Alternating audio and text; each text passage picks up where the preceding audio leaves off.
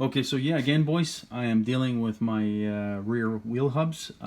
Anybody who watches my channel here at all will know that I've had nothing but grief with these since I changed them from the original equipment.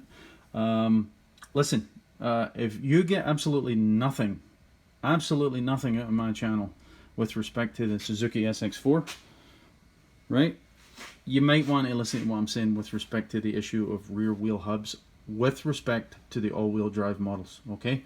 Hence the hole for the drive shaft, the rear drive shaft, obviously. If you buy any of the cheap aftermarket hubs, you are guaranteeing yourself a failure and nothing but grief.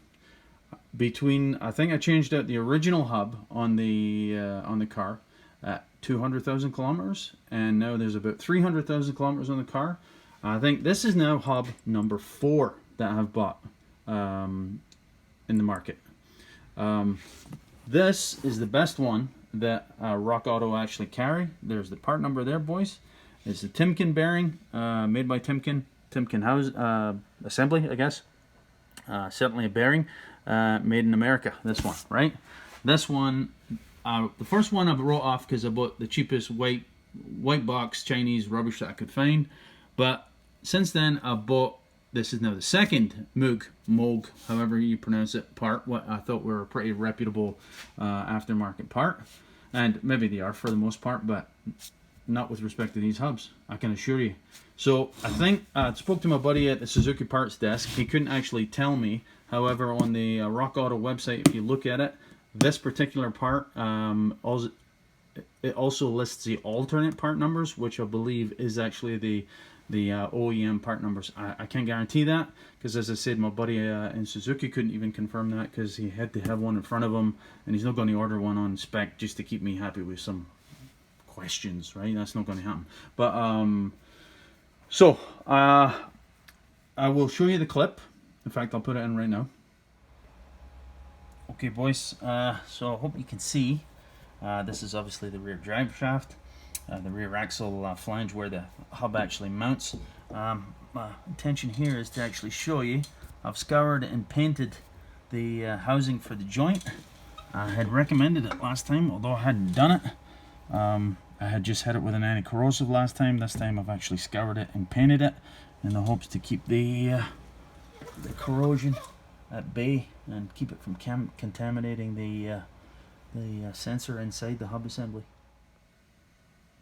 There you go. We're actually painted the drive shaft interface area so that it's not contaminating, that the rust is not going to stratify and actually contaminate this area where the actual encoder is on the bearing for the sensor, right? The Hall effect sensor. I've talked about this until doomsday, boys. I'm not going to talk about it anymore. In fact, I'm fed up with talking about it, to be quite honest. So I have learned my lesson. It's only taken me a couple of years to do so. But as I said, if you learn nothing else for this channel, you better think twice before you buy any of these cheap aftermarket hubs. Even the ones who are in the mid-range price. No. The best ones they've got, or you're wasting your time. It's up to you, boys. It's your money.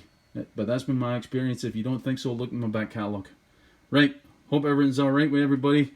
No an easy time in the world. A lot of grief going on. So this is nothing, right? This is just me ranting. But in the grand scheme of things, it means absolutely nothing. That's it, boys. Cheers. So just a wee test drive, boys. Same old, right? The ABS. Just stand on the brake there, Lisa. My missus is driving. ABS light is on, the brake fill light is on. But that should go out shortly, as soon as we get rolling a wee bit here.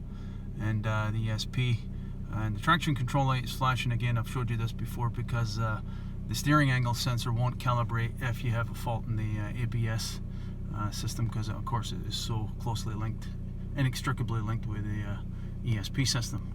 Okay, so let's roll.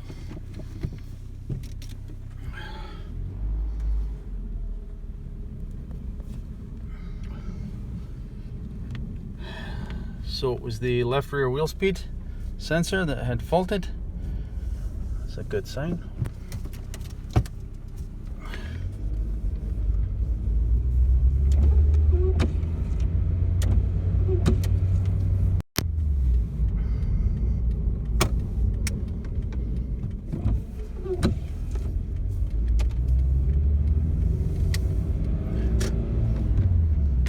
looks like it's tracking pretty much the same as the right rear now, so that's ideal. Get back to you in a second here. So there you go, boys. There's Mrs. the Gibby 3340 and a clean instrument panel. Thank God. So all good for now. That's it, boys. Cheers.